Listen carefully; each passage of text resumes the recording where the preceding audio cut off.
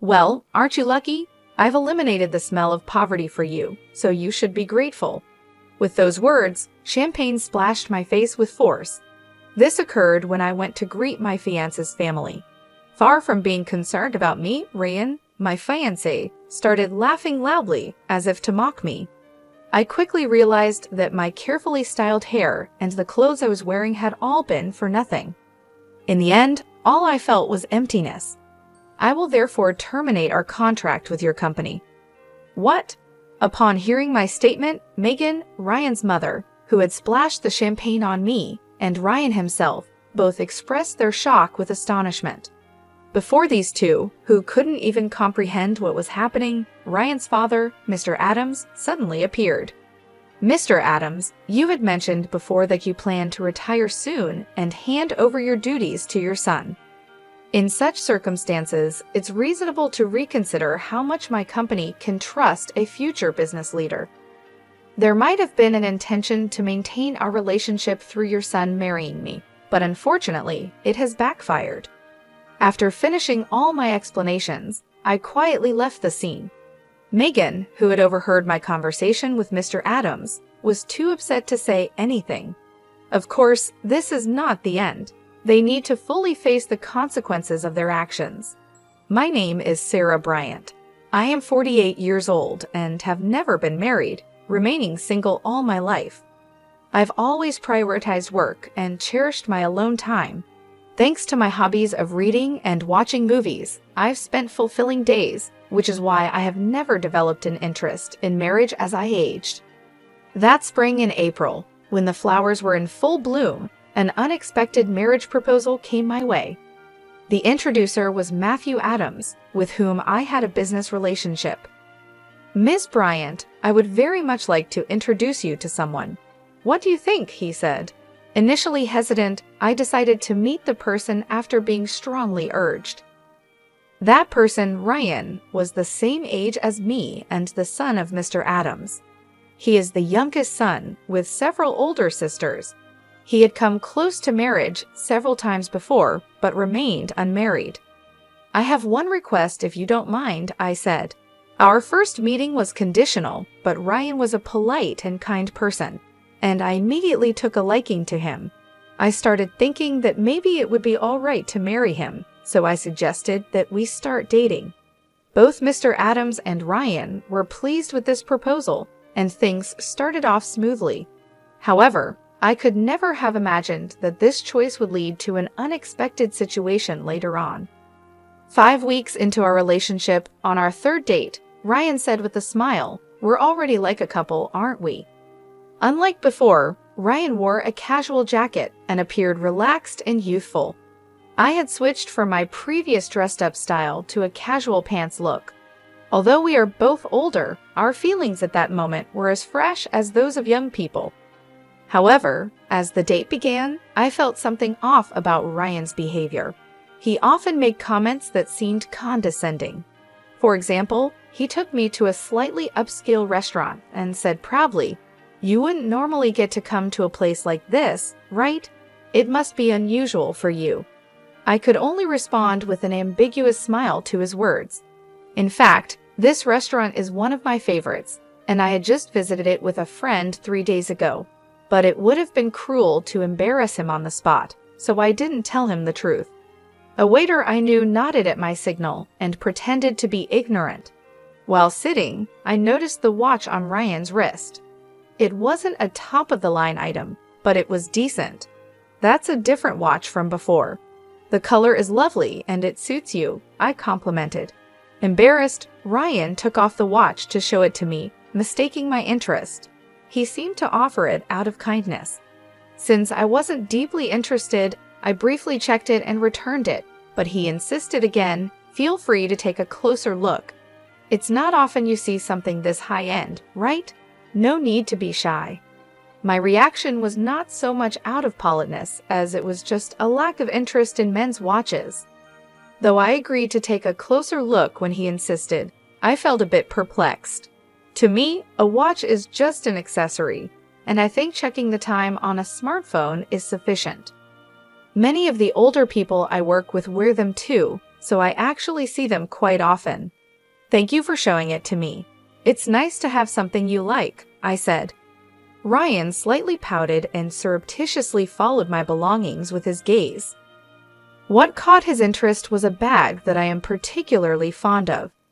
This bag was specially made for me at a favorite workshop, reflecting the craftsman's skill and my taste. It's very practical. It was a bit pricey, but it seemed cheap to Ryan. I was wondering, don't you have a proper bag instead? I think you should have something more prestigious. The bag was custom-made at an Italian bag store and naturally doesn't have a brand logo. In fact, the Craftsman's Workshop logo is branded on the bottom of the bag. However, I prefer simple designs above all, so I asked to hide it. It would be difficult for someone not accustomed to women's bags to judge its price just by looking, but I couldn't help but be puzzled by his consistently superior tone. Sometimes I dismissed it, accepting that he's a sheltered son who doesn't know the world, but the feeling of discomfort didn't easily go away.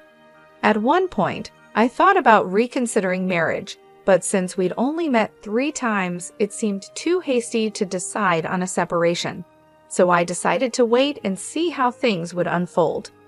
Since then, we have continued dating. Ryan does show some immaturity at times, but he is essentially an honest person. He no longer exhibits the unnatural behavior he showed before. No one is perfect from the start. If you have patience and gradually find harmony, love will eventually grow, said an older female celebrity on a show I watched for distraction. I found some truth in those words. The following week, we went to a famous hotel buffet for our 5th date. Strangely, Ryan piled 3 or 4 servings of food onto his plate. Are you sure it's okay to take so much? It would be a waste if you can't finish it, I lightly commented, to which he suddenly burst into laughter.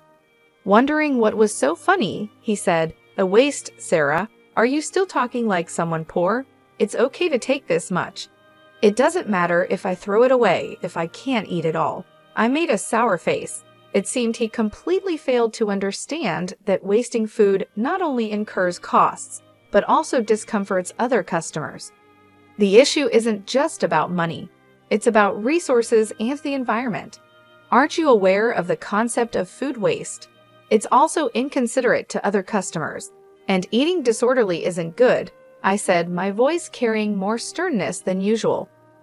In response, Ryan suddenly shrank back as he poked at his pasta with a fork and muttered, "I'm sorry. Please don't be angry. My mom said you might be marrying me for money, and I just reacted without thinking." The word mom lingered in my ears, and I inadvertently repeated it. Referring to one's mother as mom at nearly 50 years old is uncommon and suggested a peculiarity about his family environment. As the date neared its end with this discomfort in mind, Ryan drove me home. As I was getting out of the car, he grabbed my hand to stop me. "Ms. Bryant, even though I am who I am, would you marry me? Even if not right away, being engaged is fine. Your fiancé can wait as long as it takes."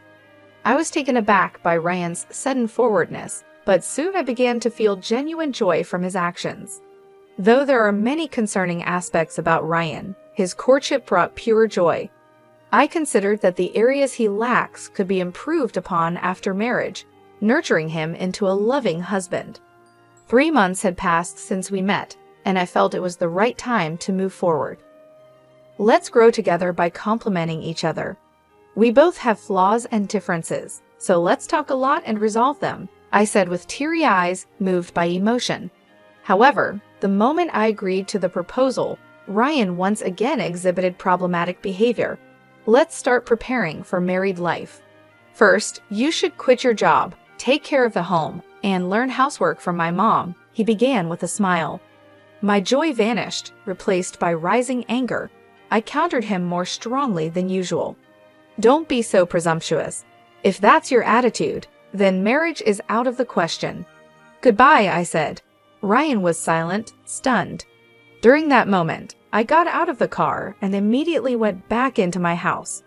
Though I had decided to distance myself, I reluctantly agreed to meet after receiving a message from Ryan over the weekend, insisting on seeing me. The weekend came quickly, and Ryan was already waiting at our meeting place when the appointed day arrived. As I approached, Ryan stood up quickly and apologized deeply. "I'm really sorry about last time. My friends told me to lay down the law, and I took it seriously. They even scolded me for actually thinking it's okay to do that," Ryan said, his energy low, which soon began to dissolve my anger. Just a while ago, I felt like clicking my tongue at him, but ultimately I came to terms with it. It's somewhat disappointing, but he is dear to me. Ryan is very straightforward, and sometimes it might be hard for him to distinguish between jokes and seriousness. He is easily influenced and somewhat indecisive, but I reminded myself that no one is perfect from the start. Make sure you keep this in mind. "We're getting engaged, after all," I said with a wry smile. At those words, Ryan looked up suddenly and brightened immediately. After a stormy engagement period, a month had passed, and finally, it was time to formally meet each other's families to announce our marriage. The first visit was to Ryan's family home. Although I had a long association with Mr. Adams, it was strictly professional, and this was my first time visiting his home, which was nerve-wracking. Ryan was as gentle and lovely as usual, but he seemed a bit off since the morning of the visit. I thought he might be nervous, but apparently that wasn't the case. About my mom," he started, and I braced myself, thinking of the potential issues between a daughter-in-law and mother-in-law. However, I believed in his mother, known to be a hard-working woman and the kind-hearted wife of Mr. Adams. I hoped that if I spoke sincerely, she would understand, but I was mistaken. Yikes. The moment I stepped into the room where we were supposed to greet each other, liquid splashed onto my face. My eyes hurt intensely, and further, a strong irritation hit my nose, causing me to cough violently. I immediately panicked. "How about that, you poor thing? I got rid of the poor smell for you, so be thankful," I heard a mocking voice say. I was surprised by the bitter taste, smell, and heat. I realized the liquid that entered my mouth was champagne, but I was confused about why I received such treatment. "Megan, what are you doing?" Mr. Adams exclaimed in shock. The situation became clear. Ryan's mother and my future mother-in-law, Megan, had thrown champagne in my face. It seemed the earlier mocking voice was also Megan's. I remembered how Ryan had previously looked down on me as poor. I realized that this attitude might have come from Megan. "Haha, what's the matter, Sarah? You're all wet. Funny, isn't it? Go, Mom." Ryan laughed loudly. At that moment, I realized that everything up to this point had been in vain. Only emptiness piled up in my heart. "I will therefore terminate our contract with your company." "What?" At my statement, Ryan and Megan both exclaimed in surprise.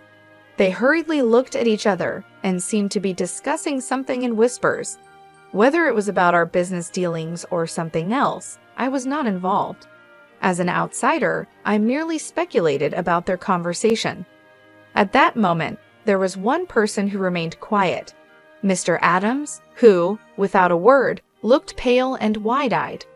I turned to him again, thanked him, and began to speak.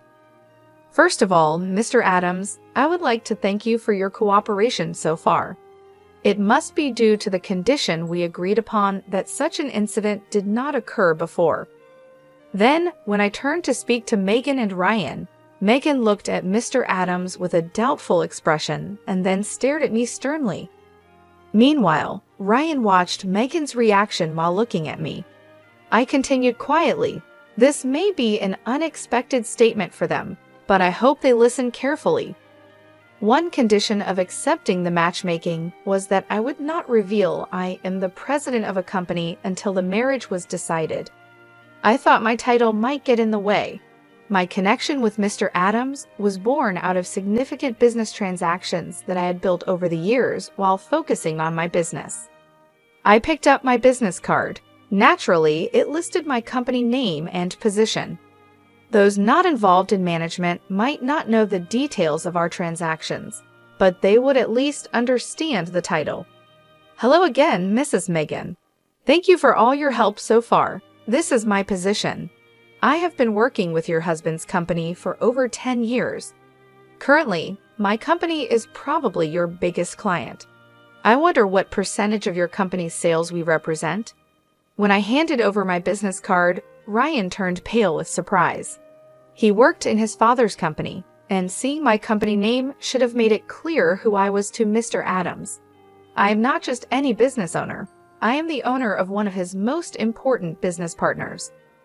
Therefore, I wanted my profession hidden initially to truly assess Ryan's character when choosing a lifelong partner. I wanted to see the real person, not just superficial behavior. I cannot afford a contrived attitude because it could affect the fate of a parent's company. Thus, I was introduced merely as someone I met through work. I wore fake glasses and significantly altered my makeup and hairstyle for our dates. While the disguise served as a temporary amusement, in retrospect, it was a waste of time. I'm sorry, Mr. Adams, but I must decline this proposal. This concerns marriage, and also we need to pause our transactions to reassess the situation. I stated, then sat down to face Mr. Adams. Afterward, I explained the situation as calmly as possible. Mr. Adams turned pale upon hearing my words and stuttered. The transactions are affected? That can't be right. But his reaction seemed forced. I shook my head firmly, indicating that my decision was final. However, wanting him to understand that my decision was not based on a fleeting emotion, I continued in a calm voice. Mr. Adams, you mentioned before about planning to retire soon and handing over your responsibilities to your son. In such circumstances, it makes sense to reconsider how trustworthy a future business partner can be. There might have been an intention to maintain our relationship through your son marrying me, but unfortunately, it has backfired. Right after graduating from university, I started my own company with some friends. Over 20 years have passed since then, and I have been leading the business as its president throughout that time. As I've mentioned several times, I have built a relationship with Mr. Adams' company over more than a decade. My company, managed from a female perspective, has been recognized for its unique approach and has been growing significantly. Recently, as a result, our transactions with Mr. Adams' company have also increased. However, recently, there has been internal discussion about whether to switch to new business partners. Amidst this situation, the sudden proposal of an arranged marriage came up. Considering the timing, Mr. Adams might have sensed some movement from our company. This was not particularly kept secret. After finding out who I am, Megan and Ryan were clearly disturbed. I decided to explain the situation further to them. In fact, we were reviewing whether to continue our transactions with your company. I heard that your company is currently facing some management difficulties. Are you aware of that? As contracts with other partners are ending, this information is crucial. What does that mean? Megan asked, shocked, while frantically shaking Mr. Adams' arm beside her. Mr. Adams wiped his sweat in a flustered manner, looking anxious. It seems that the company's issues have not been discussed within the family. Ryan's glances between me and Mr. Adams caught my attention. Despite being an insider, Ryan appeared not to understand the current state of his own company. While considering this puzzling situation, I continued the conversation. In light of this, Mr. Adams strongly suggested I meet with you, Ryan, leading us to this point. Perhaps you considered this marriage proposal with the stability of your company in mind. It seems you wish to maintain our business relationship at all costs. Megan was visibly shaken, her hands trembling, and her lips quivering as I explained. Mr. Adams' company is indeed struggling with management issues. Megan may have looked down on me earlier, but her company is facing far more significant problems. Once praised for quality and speed, Mr. Adams' products have been technologically overtaken by competitors, no longer offering anything special.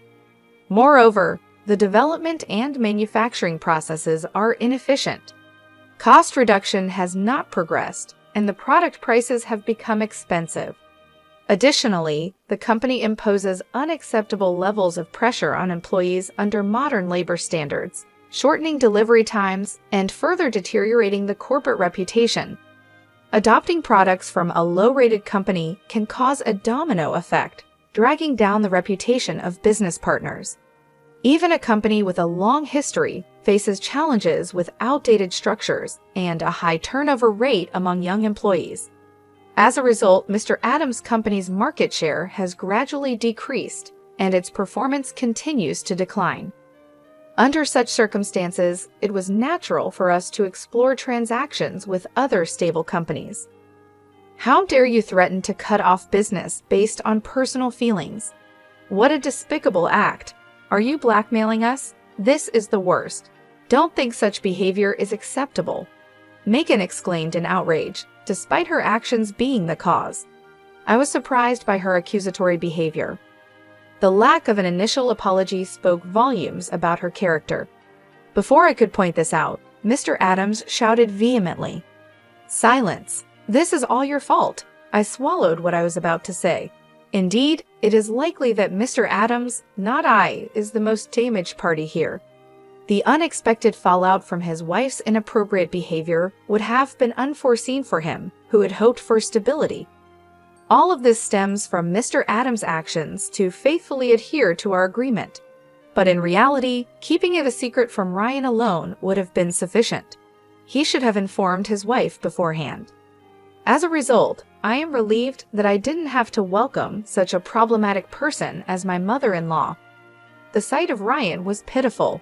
He was pale and trembling, tightly gripping Megan's hand.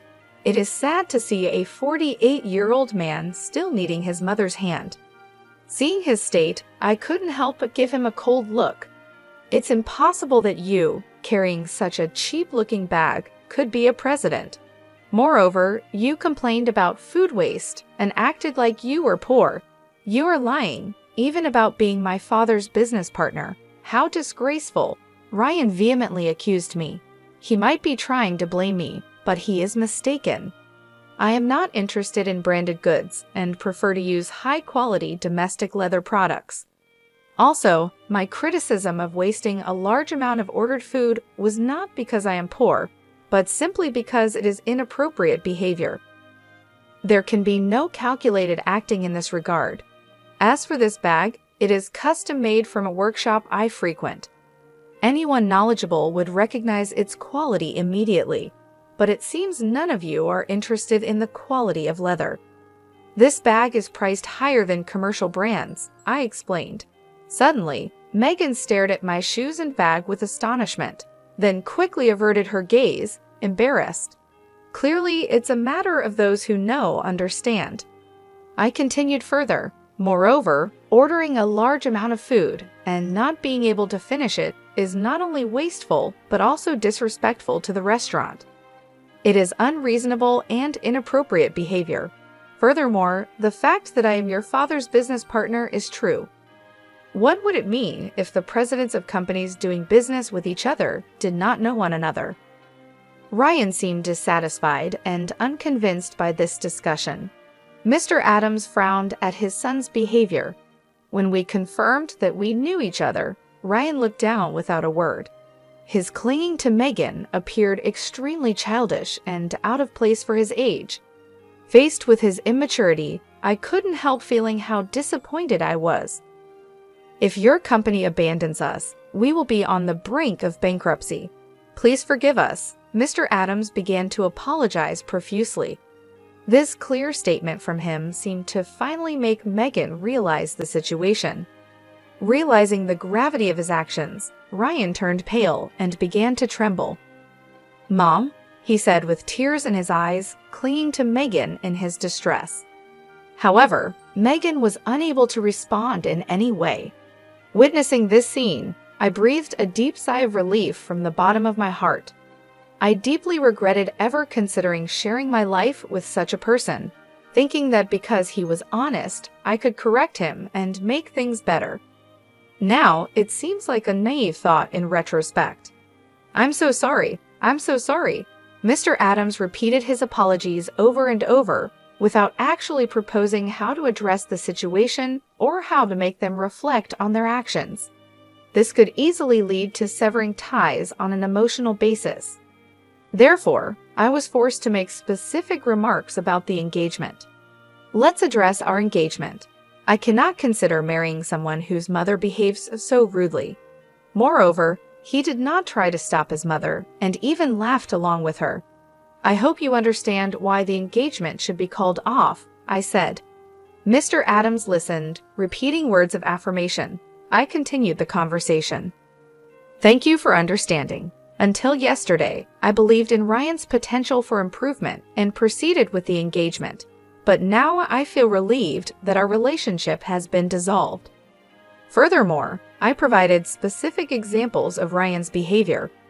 For instance, his frequent quoting of his mother's opinions, saying, "Mom said so," and then his behavior of calling his mother Mom at nearly 50 years of age. He often used his mother's opinions as a shield to justify his improper behavior. However, his weakness became apparent as soon as I pointed out these issues. He quickly became disheartened. There were countless examples of these behaviors. Mr. Adams was astonished, his mouth agape. Megan also showed embarrassment. However, Ryan himself seemed not to understand what part of his behavior was problematic. Regarding calling off the engagement, is there any fault on my part? I asked. Mr. Adams shook his head almost imperceptibly. His actions seemed pitiful. I paused to calm myself and took a deep breath. I will divorce my wife. Ryan will also have to move out with her.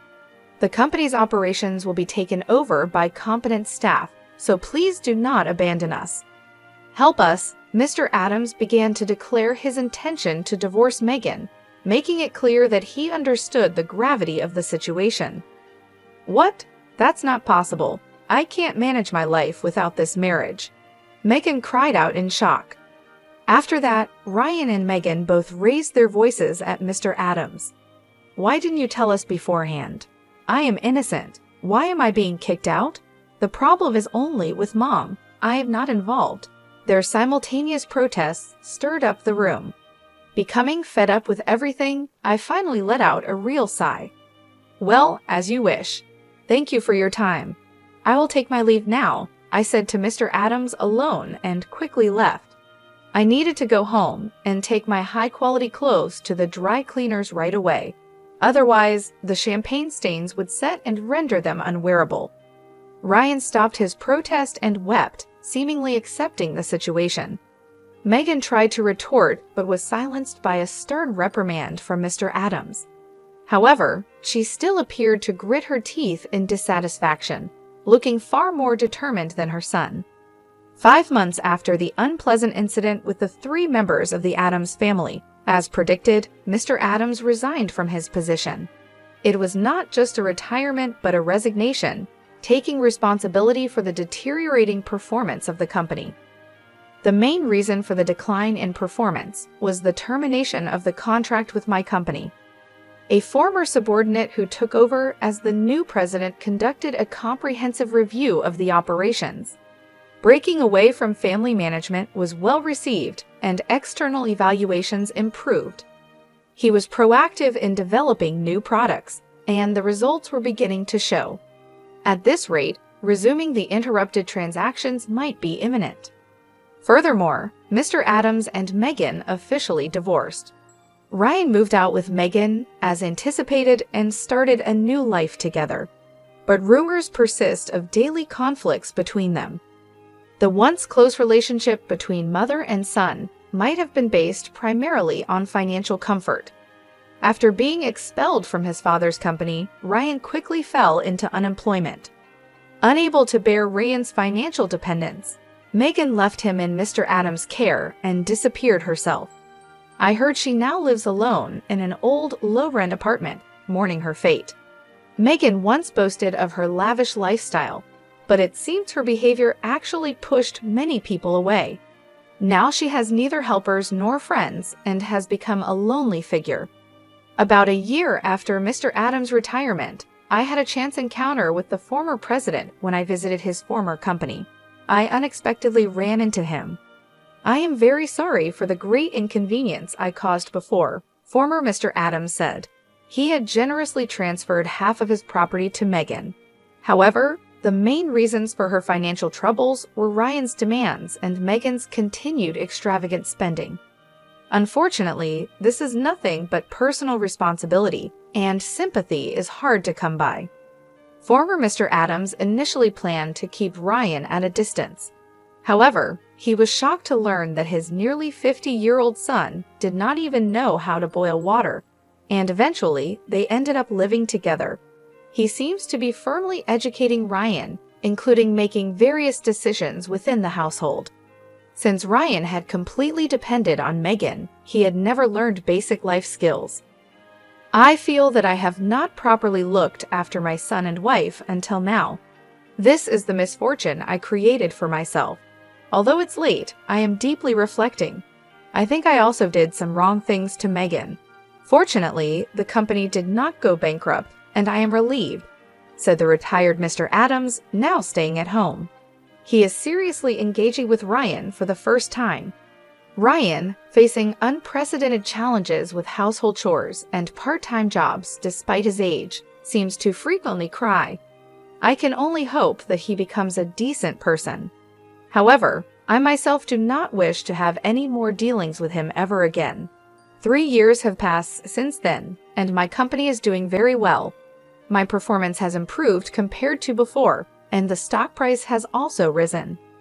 Regarding my personal situation, I am no longer considering marriage. I had already informed my parents when I got engaged, and I explained everything thoroughly when the engagement was dissolved. When I shared the details, they supported my decision to stay single rather than approving my involvement with such a person. As a result, my parents have become even stronger supporters of my dedication to my work.